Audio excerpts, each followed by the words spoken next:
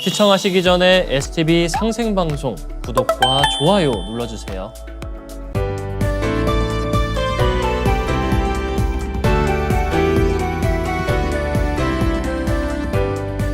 안녕하세요. 톡톡 등산도 시즌3 진행을 맡은 이미향입니다.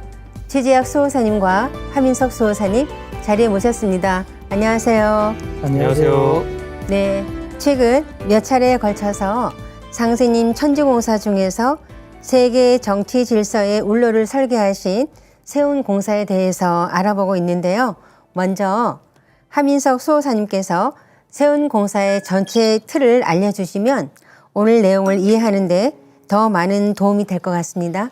네, 그래서 세운공사라 하는 것은 인간 세상의 역사 울로 곧 지구촌의 운명을 정하신 이제 상제님의 세계 정치 질서를 뜻합니다. 그래서 당신님께서 보신 세계 정치 질서 세운공사라고 하는 것은 그 흐름에 따라서 서양으로 기울어졌던 그 지구촌의 어떤 힘의 질서가 약 100년의 시간 동안 크게 3번 이제 굽이치면서 동서간의 균형을 이루게 되고요.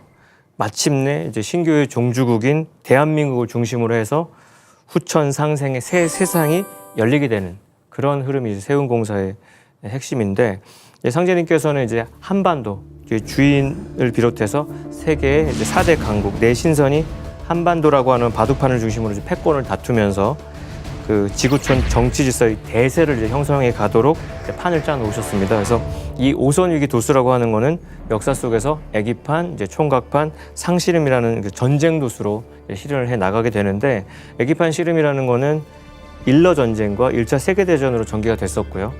총각판 씨름은 이제 중일 전쟁과 제2차 세계 대전으로 역사 속에서 펼쳐졌습니다.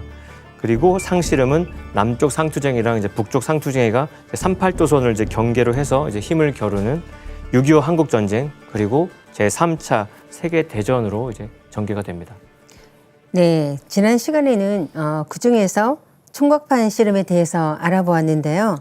총각판 씨름으로 벌어진 제2차 세계대전이 배사유를 범한 일본의 패망으로 끝났다고 하셨죠? 네, 맞습니다. 그래서 상제님께서 일본에게 이제 천하 통일 기운하고 그 어떤 세계를 제패하는 그런 에너지, 이걸 대명지기 이런 에너지를 붙여주신 결과로 일본은 불과 이제 3개월 만에 이제 동남아시아 대부분을 집어삼키고 이른바 대동아 공영권이라는 기치를 내걸고 다 이렇게 한 울타리에 넣었는데, 이로써 일본은 이제 아시아에서 이제 서양 세력을 물리치고 패권을 장악하게 됐고요. 그러나 일본의 오만은 여기서 그치지 않았고, 그 메이지 유신 이후로 근대 문명을 전해서 개화에 있어서 이제 스승의 나라였던 미국을 이제 집어삼키려고 달려들었어요. 그게 이제 이른바 1941년 12월 7일에 있었던 진주만 폭격, 진주만 공격이 있었고, 조선이라는 우리나라도 고대로부터 일본에게 문화를 전수한 스승국으로, 일본과 우리나라는 사제지간인데 스승한테 어떻게, 그죠? 맞아요. 그 사제관계로 맺어져 있는 우리나라를 그 침략하는 일을 했었던 것인데, 이 스승의 나라를 침략하는 것은 천상 신도에서는 절대로 용납하지 않습니다. 그래서 상제님께서는 조선을 침략하고 미국을 공격해서 제 스승을 잡아먹으려 했던 일본의 죄를 배사율, 스승을 배반했을 때 이제 벌받는 율법에 의해서 참혹하게 망하게 하셨어요. 상제님 말씀을 이제 인용해 보면, 그 서양 사람에게서 재주를 배워 다시 그들에게 대항하는 것은 배운 망덕줄에 걸리다니, 이제 판밖에서 남에게 의뢰함이 없이 남 모르는 법으로 이를 꾸미노라. 일본 사람이 미국과 싸우는 것은 배사유를 범하는 것이므로 장광 팔실미가 불바다가 되어 참혹히 망하리라. 조선은 원래 일본을 지도한 선생국이었나니 배은 망덕은 신도에서 허락하지 않으므로 저희들에게 일시의 영유는 될지언정 영원히 영유하지는 못하리라. 그러면서 상제님께서 무섭게 쓰신 어떤 글자, 7글자가 있죠. 배은 망덕 만사하신. 그래서 상제님께서 불바다가 되리라고 했던 그 장광이 어디냐? 그냥 한자만 보면은 길장자 넓을 광자, 뭔가 어떤 그냥 추상적인 어떤 용어일 것 같지만, 상제님 공사라는 게 엄정한 어떤 지명이 있고 그 시간과 공간의 도수가 있는데, 일본의 나가사키가 장기입니다. 그 다음에 히로시마가 광도예요. 상제님 그 장광 합쳐가지고 나가사키랑 히로시마를 두고 하신 말씀인데, 이 공사의 결과로 1945년 8월 6일에 광도인 히로시마, 8월 9일에 장기인 나가사키 원자 폭탄이 투하돼서 일본은 미국에 무조건 항복을 선언하게 되고요. 그때부터 조선과 아시아 여러 나라들을 빈집 드나들도 하면서 야심을 불태웠던 일본이 아주 그 배사율에 걸려서 참혹히 망하게 됩니다. 네, 상대님께서는 이 총각판 이 전란에 대해서 다음과 같이 말씀해 주신 게 있습니다. 세월여유 검국중이나 왕검망제 10년화 후지 이지지 부지하고 엄상한설 대홍로라. 세월아 너는 전쟁의 거백 속에서 흘러가는데 가는 거백이 10년 세월에 있음을 잊었느냐. 내일은 모르면서 알 것이요 알면서도 모르니 이 끔찍한 거백의 고난도 큰 화로에 상설이 녹듯 하리라. 이 총각판 상실음은 조선의 독립을 약속한 이 카이로 회담과 이 포츠담 회담을 거쳐서 왕검망제 10년 후하라고 하신 대로 10년 만에 끝이 났습니다. 그리고 이제 상제님께서는 이 총각판 씨름에서 끝나는 날짜까지 말씀하셨는데요. 그게 이제 7월 7석 3호회라는 말씀입니다. 상제님께서 말씀하신 이 7월 7석 3호야는 1945년 음력 7월 7일과 양력 8월 15일을 말씀하신 것인데요.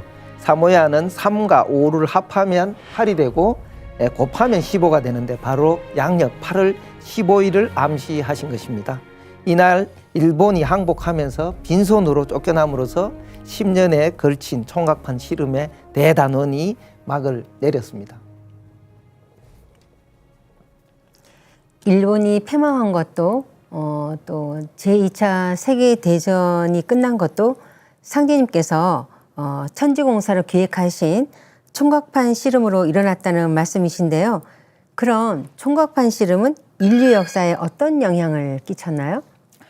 네, 인류 역사를 이제 제대로 이해하려면 이 역사 이면에 흐르는 이 정신과 또 이 법칙이 있는데요. 그것을 알아야 되는데 선천 역사의 우주 섭리가 이렇게 상극으로 이렇게 실현되는데요. 이 상극의 이면에 이제 상생의 이치가 있다는 것입니다. 우리가 흔히 하는 말로 위대한 건설은 이 파괴를 바탕으로 이루어진다는 말이 있습니다. 중일전쟁과 제2차 세계대전이라는 이 총각판 싸움은 수많은 파괴와 희생을 남겼지만 아시아와 아프리카 등지의 이 식민지 국가들의 독립을 성취하는 이 획기적인 전환점이 되었는데요. 그것은 이 서양 제국주의 세력의 기운을 꺾어 이 동서양의 힘의 균형을 맞추고자 하신 이 상제님의 뜻이 이제 실현된 결과입니다. 상제님께서는 이 조선의 보호성신들이 이제 일을 다 마치고 돌아오면 제 집일은 제가 다시 주장하게 되리라 이제 이렇게 말씀하셨는데요. 이 말씀대로 이 서양에 건너가 서양 세계를 주도한 이 조선의 대성신들이 돌아와 조선이 다시 이 바둑판의 주인 노릇을 하게 됩니다. 또한 이 총각판 이 전쟁 이후에 동서양이 이 상생의 이념에 따라 긴밀한 유대 관계를 맺고 문화를 상통함으로써 지구촌 역사의 새로운 기틀과 생활 질서를 열게 됩니다. 그래서 이제 총각판인 제2차 세계대전의 결과로 이제 국제연합, 유나이티드 네이션스, 유엔이 이제 탄생을 했죠. 그래서 또 한 차례의 대전쟁을 통해서 인류가 깨달은 게 뭐냐? 원자폭탄이 딱 등장하니까 이러다가 다 죽는다. 세계 공멸의 위기를 이제 절감을 하고 지구촌에 다시는 이런 참극이 일어나지 않기를 다 같이 이제 염원을 하게 되고요. 세계 평화와 국제 간의 협력에 대한 열망이 이제 1차 세계대전 후에 탄생했던 국제연맹 조직으로는 이제 현찮다. 그래서 국제연맹 조직을 더 보완하고 강화하면서 마침내 유엔이 이제 결성하게 된 겁니다. 그게 1945년 10월 24일에 결성되는데 국제연합의 창설에 주도적 역할을 했던 것은 이제 미국이었고 그 미국의 제안으로 국제연합의 본부가 이제 미국에 이제 세워지는데 그 세워질 때 당시 미국의 거부였던 록펠러 가문이 이제 국제연합 유엔의 취지에 이제 찬동을 해가지고 거금을 이제 기부함으로써 뉴욕시 맨하탄 섬의 이스트 강변 지역에 이제 부지를 마련하고 이곳에 유엔 본부가 이렇게 들어서게 됐고 또 우리나라가 또 그런 유엔의 사무총장도 배출하게 되는 사건도 있었습니다. 상제님께서 보신 그 세계일과 통일정권 공사에 의해서 애기판 씨름이 끝난 후에는 국제연맹이 설립되고 또 총각판 씨름이 끝난 후에는 국제연합이 창립된 거군요. 네, 그 국제연합이 창립되면서 세계는 크게 두 진영으로 나누기 시작합니다. 미국은 이제 자유민주주의와 이 자본주의를 내세우고 소련은 사회민주주의와 공산주의를 이제 주창하게 되는데요. 미국을 중심으로 한 이 자본주의와 그 다음에 소련을 중심으로 한 이 공산주의라는 힘의 균형이 태동함에 따라 이 국제연합도 양대 이데올로기 대립구도로 이제 형성되었습니다. 이 대립구도로 열린 이 국제연합의 탄생으로 인류는 이 상실험 후에 펼쳐질 상생의 통일, 우주촌 이 조화 질서에 한 발 더 다가서게 되었습니다.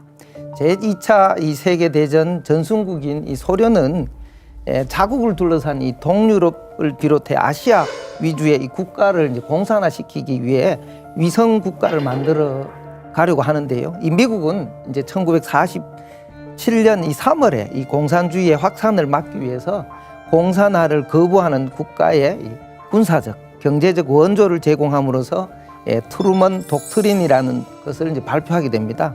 이 원칙은 이후 이제 미국 외교 정책의 기조가 되고 전후 유럽 경제 부흥을 목적으로 하는 마셜 계획과 북대서양 조약으로 이제 구체화되었습니다. 세계 평화를 위해 그 국제연합을 창설했지만 세계가 다시 자본주의와 그 공산주의라는 이데올로기로 양분되어 싸움을 벌이게 된 거군요. 네, 맞습니다. 그래서 대립구도로 열린 국제연합의 탄생으로 인류는 이제 상실험 후에 펼쳐질 이제 상생의 통일 우주촌 조화 세계에 한 발짝 이제 성큼 더 다가서게 된 거는 있어요. 근데 이제 상투를 튼 이제 상투쟁이들끼리 벌이는 상실험이라는 것이 가장 강력한 씨름이거든요. 괜히 윗상자를 붙이는 게 아니고, 근데 선천의 마지막 힘겨루기를 뜻하는 건데, 그러니까 오선위기의 바둑판 주인 간에 벌이는 최후의 결전인 거예요.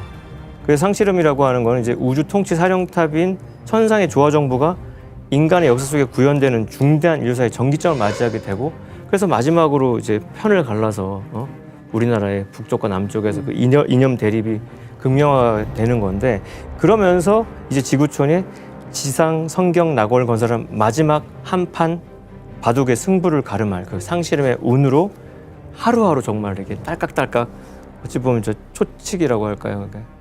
19, 8, 7, 6 이렇게 접어들어가는 그 운으로 지금 들어서고 있다 말씀드리고 싶네요. 네, 애기판과 총각판 씨름이 준결승이라면 이제부터 알아볼 상씨름은 씨름판의 최종 승자를 가리는 결승전이죠? 네, 그렇습니다. 이 상씨름은 이 바둑판인 이 한반도의 주인 결정전이라 이제 말할 수 있는데요. 이 남과 북의 대립인 이 상씨름은 1950년 이 한국 전쟁으로 시작되어 휴전 후에 미소 냉전 구도 하에서 체제 대결이 계속 이제 이어왔는데요. 소련 해체 이후에 냉전이 끝난 이후 지금도 이 구도가 계속되고 있다는 것입니다. 상씨름은 더 이상 없는 궁극의 씨름이라는 뜻입니다. 따라서 선천상극의 모든 문제를 통체적으로 끝막는 가장 강력한 최후의 대결이라는 의미와 이제 역사성을 가지고 있습니다.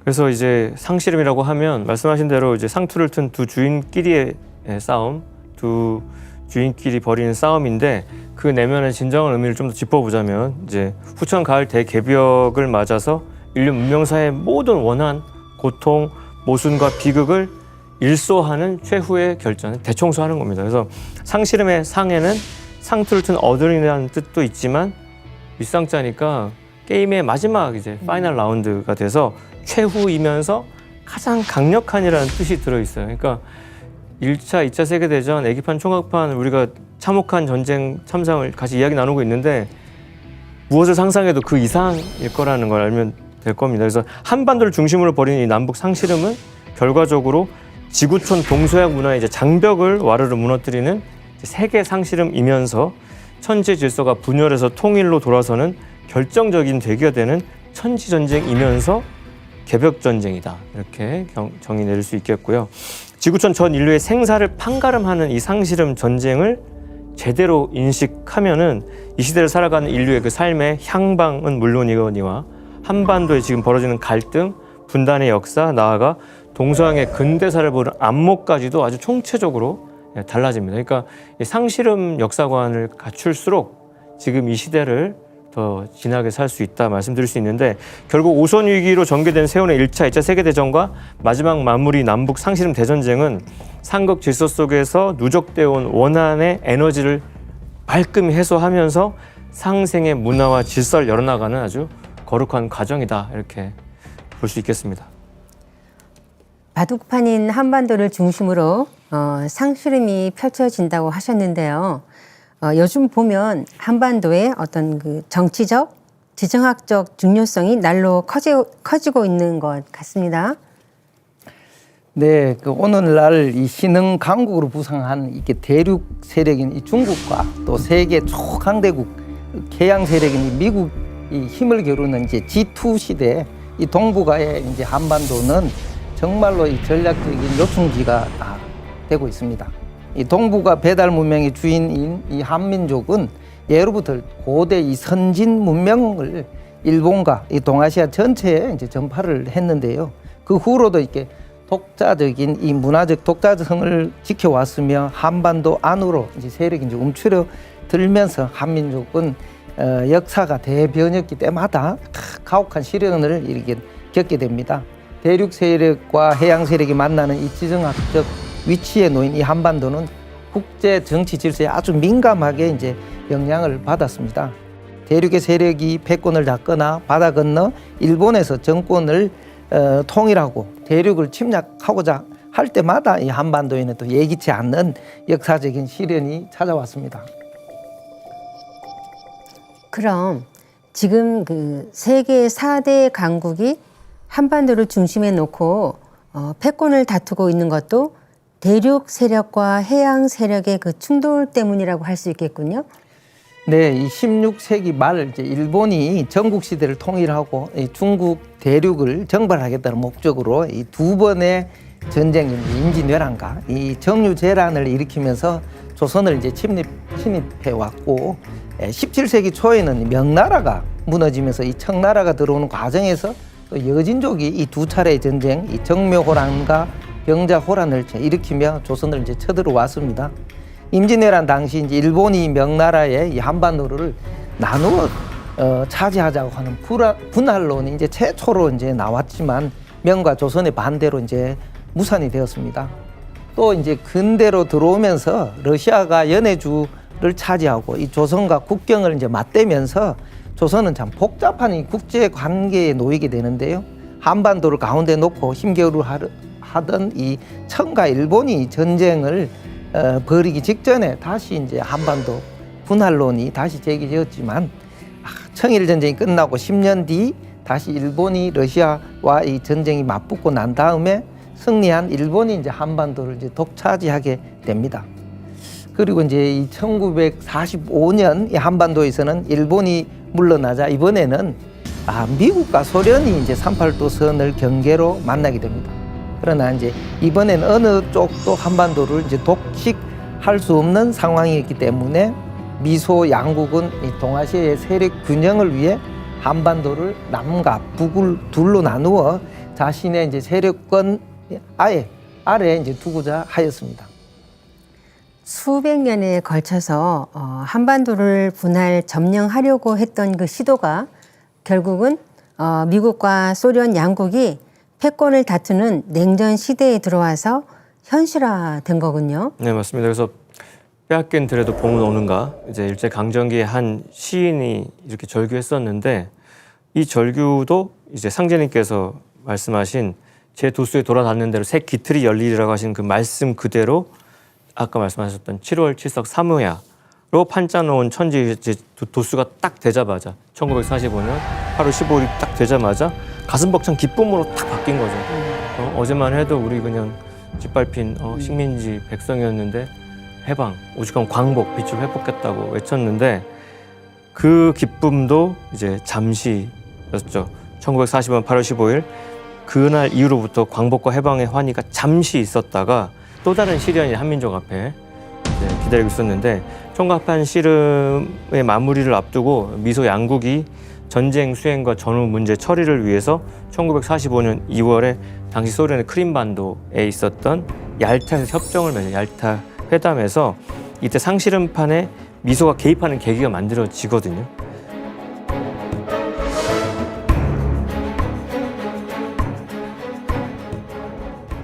소련의 도움이 필요했던 연합군 축은 소련한테 일러 전쟁 이전의 극동 이론에서 가졌던 권익을 회복시켜 주겠다. 그러면 만약 니들이 도와준다면 그렇게 제안을 했고, 그러면서 한반도에 대해서는 구체적인 사항을 명문화하지를 않아놨어요. 그래서 소련이 한반도에 대해서 이해관계를 주장할 여지를 남긴 채로 그 협상이 끝났기 때문에 그 다음 비극의 어떤 씨앗이 심어졌다 볼 수 있습니다. 마지막 씨름인 상씨름을 벌이기 위해서 바둑판인 한반도에 씨름꾼들이 입장하기 시작했다고 볼 수 있겠군요. 네, 맞습니다. 이렇게 선수 입장을 한 건데 마지막 게임에서 네. 온갖 이제 선수들이 다 출동해서 진짜 엄청난 이제 아기다툼을 하는데, 소련은 이제 유럽에서 전쟁을 마무리하고 대일본전에 참여하기로 한 약속을 했었으니까 그 일본의 패망이 확실해진, 그러니까 얼마나 영악한지 1945년 8월 9일 일본에 선전포고를 해요. 원폭 맞은 그 나라에. 만주를 거쳐서 파죽지세로 북한으로 들어와서 주요 도시를 딱 점령을 합니다. 소련의 참전에 일본은 딱 당황하죠. 그래서 그 당황하면서 8월 10일 새벽에 연합군 측의 항복 의사를 통보를 딱 해요. 아, 진짜다. 두 손 들었죠. 근데 1,000km나 떨어진 오키나와에 군이 주둔하고 있던 미국이 이제 소련의 한반도 단독 점령을 막기 위해서 긴급히 이제 일반 명령 제1호를 딱 발령하게 되는데, 여기에는 일본군이 연합군의 지휘관에 대한 무조건 항복을 지시하는 명령도 있고, 근데 각 지역별로 어떤 연합국의 지휘관에게 항복할지까지 지정을 해놓은 거예요. 그래서 크게 북이 38도선 이북의 조선에 주둔하는 일본 군들은 소련의 극동 최고 사령관에게 항복을 하고, 38도선 이남의 일본 군들은 미국의 태평양 부대 최고 사령관에게 항복하라는 내용을 8월 10일 밤새 서둘러 마련을 합니다. 이제 항복을 해버렸으니까 일본이. 이때 소련은 이제 마음만 먹으면 한반도를 그냥 독점할 수 있었는데, 전체를 먼저 점령할 수 있는 상황이었지만 38도선 이북에서만 일본군의 항복을 받는데 이의를 제기하지 않았어요. 이게 상제님의 공사의 뜻대로. 그리고 나서 미군이 9월 9일에 인천에 상륙해서 점령군으로 서울에 들어오게 되죠. 그러니까 이런 상황에서 미소 양군이 이제 38선을 경계로 남북에 진주하면서 상씨름판의 기본 포맷 틀이 형성되기 시작했고요. 이후 이제 한반도를 중심으로 자유주의 진영은 미국과 일본이 이게 판을 짜고 있고, 공산주의 진영의 소련과 중국이 서로 판을 대하면서 마지막 상씨름판의 5선 2기가 이제 열리게 됩니다. 열을 몰아내니 호랑이가 왔다는 말처럼 일본이 물러가니까 더 큰 소련과 미국이 들어온 거네요. 네, 그렇습니다. 2차 세계대전이 끝난 직후에 이 한반도는 이 38도선을 경계로 남과 북이 이제 갈라질 위기에 놓이게 되는데요.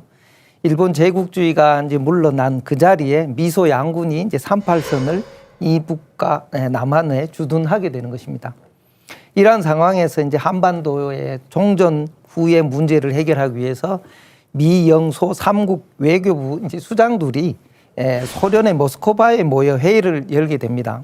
이 회의에서 조선의 이제 임시정부를 만들고 연합국 감독 아래 5년간 한반도를 신탁 통치하고 그 후에 이제 독립시킬 것을 결정하는데요.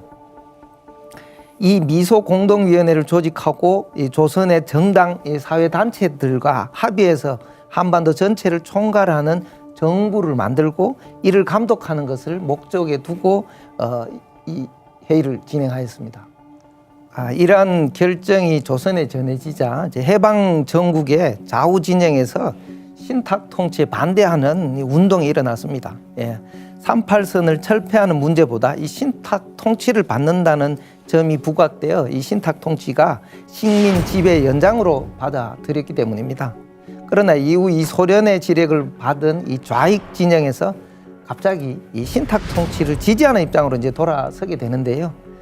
그것은 바로 미소 양쪽이 물러나면 한반도를 이 사회주의 혁명을 주도할 수 있으리라는 판단했기 때문입니다.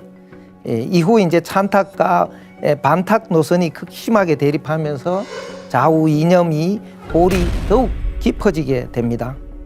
이제 신탁 통치를 실시하기 위해 이 통일 임시정부를 수립하고자 두 차례 미소 공동위원회가 조직되었지만 모두 이제 실패로 돌아가게 됩니다.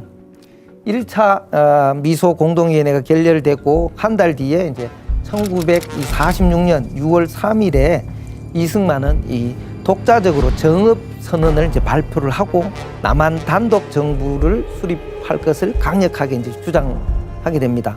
이 뒤에 미국이 남과 북이 각각 입법기관을 설치하는 안을 제의했지만 이제 관철되지를 못하였고요. 미국은 이 한반도 문제를 이제 유엔으로 완전히 이관하게 됩니다. 유엔에서 이 남북한 총선거를 실시해서 이 통일 정부를 수립하고 미소 양군을 철수할 것을 가결했지만 이 소련의 제지로 유엔 이 한국 위원단이 이제 이북에 갈 수 없는 상황이 되자 결국 선거는 가능한 이 남한에서만 선거를 실시할 것을 결의하게 됩니다. 이 1948년 5월 10일에 남한에서 이제 단독 선거를 실시해 그해 8월 15일 날 초대 대통령 이승만의 취임과 함께 대한민국 정부를 수립하게 됩니다. 북한에서는 이미 이제 1946년 2월 8일에 김일성을 위원장으로 하는 북조선 인민위원회가 이제 구성되었고 정부 구실을 대신 해왔습니다. 그래서 1948년 9월 9일에 조선민주주의 인민공화국 정부를 수립하게 됩니다. 그래서 해방 전국에서 이제 분단을 극복하고 이제 통일 정부를 수립하려는 뜨거운 열망과 시도들이 있었습니다만 이러한 통일 운동은 이제 결실을 보지 못했고요. 9,000년 동반 한민족의 역사와 문화의 원형을 완전히 잃어버렸던 그 시점에 뭐 자유냐 인권이다 뭐 평등 같은 서구의 근대적 가치 그리고 민족주의 이념만으로는 그 남북 분단을 이렇게 극복할 수가 없었던 거죠. 그래서 남북 분단은 근데 단순한 이념 대립만으로 이루어진 것이 아니라는 게 이제 짚고 넘어가야 될 포인트인데 상제님 세운공사에 따라서 오선 위기로 펼쳐지는 한반도주의 국제 정세에 따른 결과다라는 게 중요하고요. 그러니까 그러나 당시의 민족 지도자들은 천지에 질정된 이 세운의 질서를 이해하지는 못했죠. 하지만 한민족은 새로운 인류사의 남조선 도수가 열리는 역사의 중심에 있었다는 거가 핵심이고요. 38도선 이북에는 이제 소련이 이제 이남에는 동방의 청룡 기운을 띠고 온 미국이 진주하게 됐고 미국은 지구촌 인종이 모두 모인 인종 전시장이었고 세계 문화의 중심지로서 현 인류 문화에 꽃을 피우고 있었던 나라인데 그래서 선천의 그 변화 섭리를 밝힌 문왕팔계에서 미국은 택괴에 해당하거든요. 태소녀. 근데 상제님께서 이제 정역의 개벽 이치로 밝혀주신 것이 뭐냐면 간태합덕이라는 이치가 있죠. 간소남과 태소녀, 그 소남과 소녀가 이렇게 사이좋게 합덕하는 그 이치에 따라서 개벽을 앞두고 태소녀 미국이 간소남 한국으로 들어오게 됐다라는 걸로 지금 우리나라의 지금 근현대사를 봐야지만이 명확하게 모든 수수께가 풀리는데 간소남 한국은 이제 인류 시험 문화의 주인공으로서 장차 선천의 인류 문화를 열매 맺게 하는 역할을 맡았고요. 그래서 이와 관련된 상제님의 공사를 한번 짚어보겠습니다. 일본 사람이 서방 백호 기운을 띠고 왔나니 동방의 청룡 기운이 동하면 백호는 물러가느니라. 상제님께서 공우에게 물으시기를 공우야 쌀이 솥을 따르느냐 솥이 쌀을 따르느냐 하시니 공우가 쌀이 솥을 따르지요 하고 아래건을 말씀하시기를 이 말이 옳도다. 쌀은 미국이고 솥은 조선이니 밥을 하려면 쌀이 솥으로 올 것이 아니냐 하시고 장차 일본이 나가고 서양이 들어온 연후에 지천태운이 열리느니라 하여 솥인 우리 조선 대한민국에 쌀인 미국이 들어와서 간태합덕의 이치로 지금까지도 새로운 문명을 함께 열어나가고 있다고 보시면 되겠습니다. 정말 상제님의 천지공사가 아니면 우리나라가 남북으로 나누어지게 된 것이라든지 또 미국과 소련이 우리나라에 진주하게 된 그런 역사적인 섭리를 그 누구도 알 수가 없죠. 네, 그래서 그냥 피상적으로 보면 너무 불행한 근현대사고 왜 우리가 이런 시련을 겪어야 되나 하는데 우리가 이렇게 시련을 겪음으로써 이제 궁극의 이제 비전을 누리게 되는데 이 비극 속의 비전을 보셔야 되는 게 있어요. 그래서 이번 가을 개벽기에 전 인류가 죽고 사는 게 총체적인 역사 심판의 문제가 이 남조선 38선에 걸려 있는데 상제님께서는 이렇게 말씀하셨죠. 38선에 씨름판대를 두고 세계에 상씨름판을 붙인다 이렇게 언명하셨는데 가을 개벽 상황으로 본격 들어가면서 씨름판대가 놓인 이 38선이 근데 무너지게 된다는 거예요.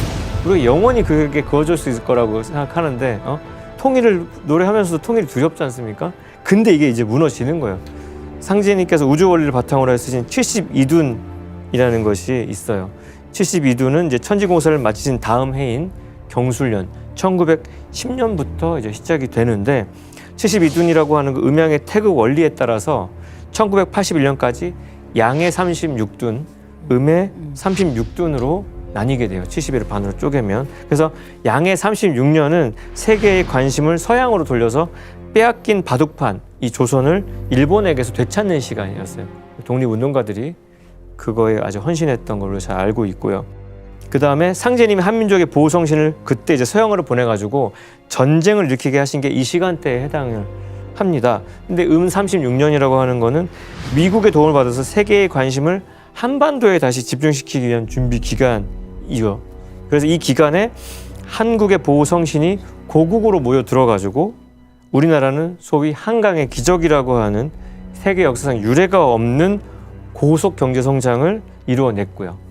하여 양은 동하고 음은 정하는 상반의 성질이 있는 것처럼 상제님은 양 36년 동안에는 일본이 직접 조선에 들어와서 역사하게 하셨고 36년 동안에는 미국이 역사하는데 미국을 하여금 직접 이렇게 한국에 들어와 있지는 않고 바둑판의 주인인 조선을 뒤에서 보조하게 하셨던 그 양과 음의 오묘한 그 조화를 이제 알아야 무릎을 칠 일이 되는 거죠. 그래서 서방의 숙살지기인 백호 기운을 몰고 온 일본은 그 백호 기운, 서방의 그 숙살지기다 보니까 침략과 파괴를 통해서 우리 전통 문화를 비롯해서 역사 다 파괴하면서 이 땅을 바꿔 나갔지 않습니까? 도로 깔고 철도 만들고. 근데 동방 청룡 기운을 군 태방의 미국은 그 이제 동방 목기운의 인자함 약간 그런 각종 원조를 통해서 감방 한국의 산업화와 경제 발전에 조력을 해서 지금 우리가 이런 대한민국까지 왔다는 것을 말씀드리고 싶습니다. 말씀하신 것처럼 우리나라는 72년이라는 기나긴 시간 동안 단련을 받으면서 성장한 끝에 지금은 전 세계를 선도하는 국가가 되었는데요. 하지만 같은 동포끼리 총뿌리를 겨눌 정도로 혹독한 시련을 겪기도 했죠. 네, 이 상씨름의 이 초반 싸움은 이 1950년 6월 25일 이 새벽 3시에 북한의 남침으로 시작이 되었습니다. 폭풍처럼 이 남침이 감행되면서 이제 파죽지세로 밀어닥쳐서 나라의 운명이 그야말로 이제 풍전등화의 위기에 몰렸지만 전황은 또 상제님의 천지공사 도수 명령 그대로 이제 진행되었습니다. 가마가 끓고 인우가 타고라는 이 상제의 말씀이 있는데요. 부산은 이 한자가 가마 부자를 씁니다. 그것처럼 이 부산에 수많은 이 피난민들이 몰려서 정말 가마가 끓었습니다. 그리고 인천은 인천 상륙 작전을 감행할 때 밤낮으로 이 포사격하여 가지고 인천이 불타는 이 상황이 현실로 이제 나타났습니다. 우리 이제 사람의 목구멍을 이제 인우라고 하는데 인천이 이제 서울을 진격할 때 이제 길목에 해당되기 때문에 인우가 탄다라고 이제 말씀을 하신 것입니다.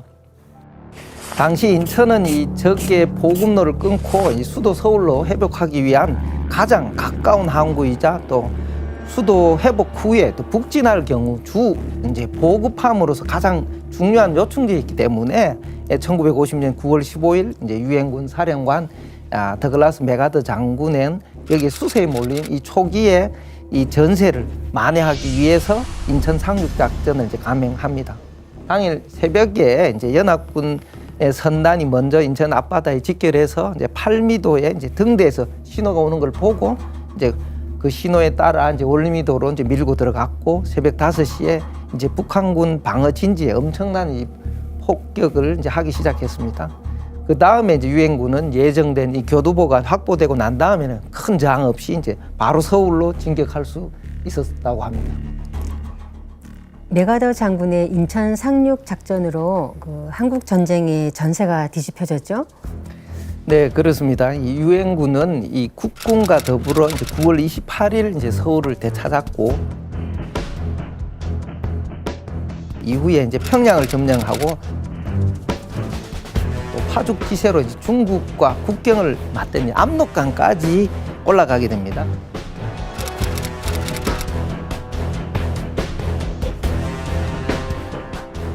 이제 한반도 통일을 참 눈앞에 보는 듯 했지만 중공군의 개입으로 완전히 이제 전세가 또 다시 역전되게 됩니다.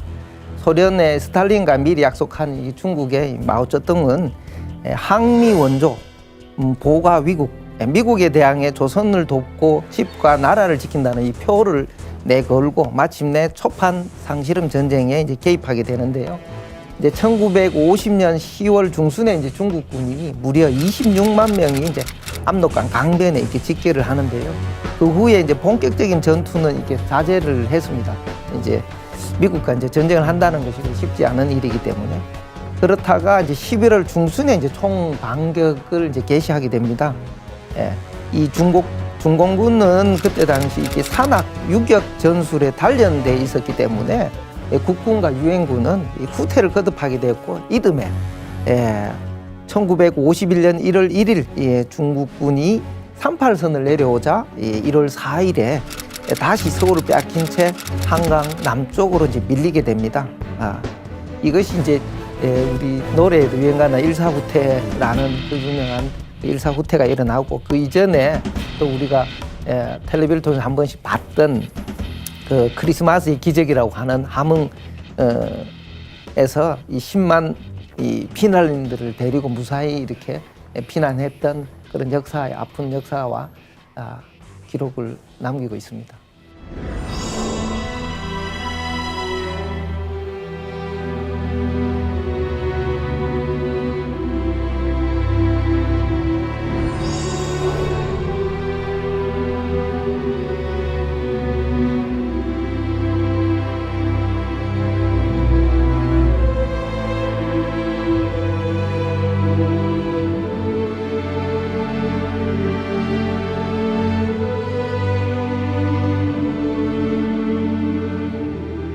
그래서 상제님께서 하신 말씀이 있는데 그 호병이 침노하리라.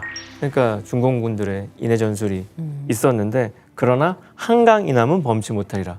그들의 그 점령지는 한강 이남까지는 못 온다라고 한 말씀 딱 공사로 보신 게 있어요. 그러니까 그렇게 공사 보여지면 그렇게 파죽지세여도 딱 선이 그어지는 거예요. 여기까지. 하여 그 말씀 그대로 더 이상 밀고 내려오지는 못했어요. 중국군이 한강 이남을 넘어오지 못한 여러 가지 이유가 있는데 그중 한 가지가 바로 병역 내에 유행했던 괴질. 이때도 괴질이 이제 개입해요. 그래서 그 괴질이 그 유행성 출혈열의 원인 바이러스로 알려진 바로 한탄 바이러스입니다. 이름도 한탄 바이러스인데 이게 1976년도에 한국인 이호왕 박사가 야생 등줄지의 폐에서 유행성 출혈의 원인 바이러스를 발견했어요. 근데 한국 전쟁 당시 처음 발견된 지역이 한탄강 지역이었기 때문에 닉네임이 이제 한탄 바이러스라고 불리게 되는데 들쥐를 숙주로 해서 이제 감염되는 이제 한탄 바이러스, 서울 바이러스 또 혹은 뭐 뉴욕 바이러스 등 다양한 바이러스로 또 변이도 됐었는데요. 어쨌든 한국 전쟁 당시에 또 이런 썰들이 있었어요. 중국과 북한은 미국이 세균전 벌이고 있다라는 주장도 충분히 근데 그런 정황 증거들 제시해가지고 국제과학조사단이 실제 파견되기도 했어요. 이 세균전에 어떤 양상이 있다. 근데 이제 그 뭐 생체 실험으로 악명 높은 그 일본 731 부대 출신 간부들이 미세균전에 관련돼 있다는 썰도 막 있었다는 거죠. 근데 뭐 미국은 그때 세균전을 전면 부인했으나 어쨌든 호병이 그렇게 침노해서 우리나라가 적화 통일될 뻔했는데 그걸 딱 선을 그은 것도 한강 이남 범치 못하게 한 것도 괴질, 한탄 바이러스.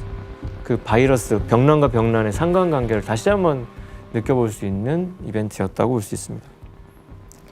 상제님께서는 병난과 병난이 함께 오느니라라고 하셨는데요.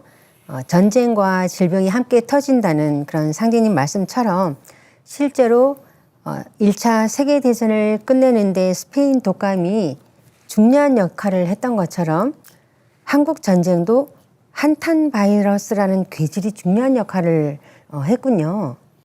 네, 예, 추가적으로 이제 상실험 전체 정황을 이제 말씀드리면 이제 국군과 유엔군은 이제 1월 2일에 반격전을 개시하여 중국군과 북한군의 공세를 이제 저지할 수 있었습니다. 이제 중국군은 다시 이제 4월하고 5월에 두 차례에 걸쳐 순계 이제 대공세라고 이제 하면서 이제 감행을 하게 되는데 무려 70만 명에 달하는 대군을 이제 동원한 공격이었습니다. 여기에 이제 국군과 연합군 역공세를 이제 되풀이 서로 밀고 당기고 하면서 전황은 이렇게 교착 상태로 이제 빠지게 되는데요. 근데 이제 특히 이제 5월 달에 있었던 중국군의 전투에서 무려 10만 명이 이제 중공군이 이제 병사를 잃게 됩니다. 그러면서 이제 이거 휴전 회담을 해야 되겠다 해서 이제 제의를 하게 되었고 1951년 7월 8일에 개성에서 첫 회담이 열린 뒤로 이제 1953년 휴전이 이루어질 때까지 이제 서로 공방을 계속해 가면서 치열한 전투는 계속되어 왔습니다. 그러다가 이제 1953년 7월 27일 오전 10시 이제 판문점에서 국제연합군 총사령관인 클라크와 북한의 김일성과 중국군 사령관 덩더화이가 이제 휴전 조인문에 최종적으로 서명하면서 협정이 맺어졌습니다. 이 3년 1개월간의 이 한국 전쟁이 마침내 이제 정전이 이제 되었고 38선은 이제 휴전선으로 이제 바뀌게 되었습니다. 말씀하신 것처럼 일직선으로 그어졌던 38선이 한국 전쟁이라는 비극을 겪으면서 휴전선으로 바뀌었는데요. 어찌 보면 한국 전쟁은 분단선의 모양만 바뀌었을 뿐이지 서로 비긴 전쟁이 아닌가 합니다. 예, 그렇습니다. 이 바둑판인 이 조선 땅은 이 총각판이 끝나면서 이제 38도 경계로 남북으로 나누게 되었고 이것은 이제 한민족 역사상 가장 뼈아픈 이제 동족 상잔에 이제 겪으면서 38선은 이렇게 태극의 형상으로 이제 바뀌게 되었다는 건데요. 이 휴전선은 아직도 끝나지 않은 전쟁임을 말하고 있습니다. 휴전이니까요, 말 그대로. 동시에 이제 후반전이 있다라는 것을 또 암시하고 있는 것입니다. 태모님께서 여기에 대해서 이제 말씀해 주신 말씀이 있는데요. 38목이 들어 38선이 웬일인고라고 이제 이렇게 말씀해 주셨고, 상제님께서는 씨름판대는 조선의 38선에 두고 세계 상씨름판을 붙이리라 이렇게 말씀하셨는데, 그 당시 이제 38선이라는 것은 대다수 국민들은 이제 개념 자체가 없을 때 상제님께서는 벌써 한민족의 역사가 38선을 경계로 이렇게 나눠진다는 것을 말씀하고 계신 거죠. 근데 여기에서 이 38선은 남북한의 이 휴전선인 뿐 아니라 이게 지구 전체 위도로 38선이기 때문에 이것은 또다시 이제 세계 역사의 운명을 걸게 되는 대전쟁이라는 것입니다. 상실험 초반전 전쟁 역시 이제 세계 대전쟁이었죠. 그 당시 이제 실제 참전한 국가가 이제 19개 국가고, 그 다음에 물자 지원, 의료 지원까지 하니까 63개국이나 되는 아주 세계 대전이 되겠습니다. 그리고 국제연합이 설립된 이래로 이제 사회주의와 자본주의 두 진영으로 갈라지면서 세계가 모여 싸운 유일한 세계 전쟁이라 할 수 있습니다. 그래서 이제 상제님 말씀이 있죠. 현화대세가 씨름판과 같으니 애기판과 총각판이 지난 뒤에 상씨름으로 판을 마치리라 하시고 종이에 태극 형상의 선을 그리시면서 이것이 38선이니라. 그러니까 태극 형상의 선을 그리시면서 38선이라는 말씀을 하셨던 그 공사가 우리의 현실 역사로 구현된 건데, 그러니까 38선이 태극 형상으로 바뀌면서 휴전이 이루어질 걸 말씀하신 건데, 그렇다면 이 남북 분단선이 38선에서 휴전선으로 변하면서 태극 형상의 곡선을 그린 다음에 통일이 되는 거, 이건 어떤 도적인 어떤 시크릿, 비밀을 담고 있느냐? 우리 이제 이런 걸 얘기해 볼 수 있는 거죠. 여기서만 얘기할 수 있는 거죠. 여기서만. 이것은 이제 감방에서 선천 태극 상대성의 분열 운동이 종결되고 무국의 우주 3개 통일이 이루어지는 것을 상징하는 거예요. 그러니까 하나님이라고 하는 아티스트는 하나의 퍼포먼스를 그렇게 하신 거죠. 384를 딱 그었다가 싹 없애는 그 공사가 이 상대성의 태극에서 절대성의 무극의 세상으로 넘어간다는 거를 온 우주에 알리는 행위가 되는 겁니다. 그래서 남북이 통일되어 휴전선이 없어진다는 거는 선천 태극이 후천 무극의 통일 운동으로 전환된다는 뜻이다. 이게 엄청난 뜻이 있는 거예요. 상씨름을 넘어서 남북이 하나가 되면 지구는 십천 하늘로 열려지게 되는 거예요. 이게 남북 통일이 단순히 한 나라의 통일이 아니에요. 그러니까 이게 그래서 지구가 십천 하늘로 열려서 선천 태극의 음양 대립과 분열 운동에 딱 종지부를 찍고 지구촌을 물론이거니와 3개 우주가 하나로 통일되는 거죠. 그래서 이처럼 지구 간방에 위치한 한반도는 세계 통일뿐만이 아니라 우주 통일과 직결되는 핵심 혈자리다. 우리가 그 자리에서 이렇게 숨쉬고 있다는 거. 그래서 후천 5만 년 무국 대운을 여는 천지 심판과 구원의 핵심 문제가 남북 문제에 아주 모두 그냥 압축돼 있기 때문에 이 압축 파일을 풀어야 세상 모든 만상 풀린다는 거죠. 그러니까 남북 상실음은 하여 동서상실음이요 세계 대전쟁으로서 선천 5만 년 인류사에 누적된 상극 요소를 완전히 제거하는, 즉 모든 그 지긋지긋했던 모든 전쟁을 종결하는 선천 최후의 전쟁이다. 천지 전쟁이다. 이걸 다시 한번 강조하고 싶습니다. 지금까지 최종 승자를 결정짓는 상씨름의 초반전 6.25 한국전쟁에 대해 알아보았는데요. 상씨름이 어떤 과정을 거쳐서 모든 전쟁을 종결시키는 선천 최후의 전쟁이 되는지는 다음 시간에 계속해서 알아보겠습니다. 톡톡 증산도 시즌3 다음 시간에 다시 찾아뵙겠습니다. 지금까지 시청해주신 시청자 여러분 감사합니다.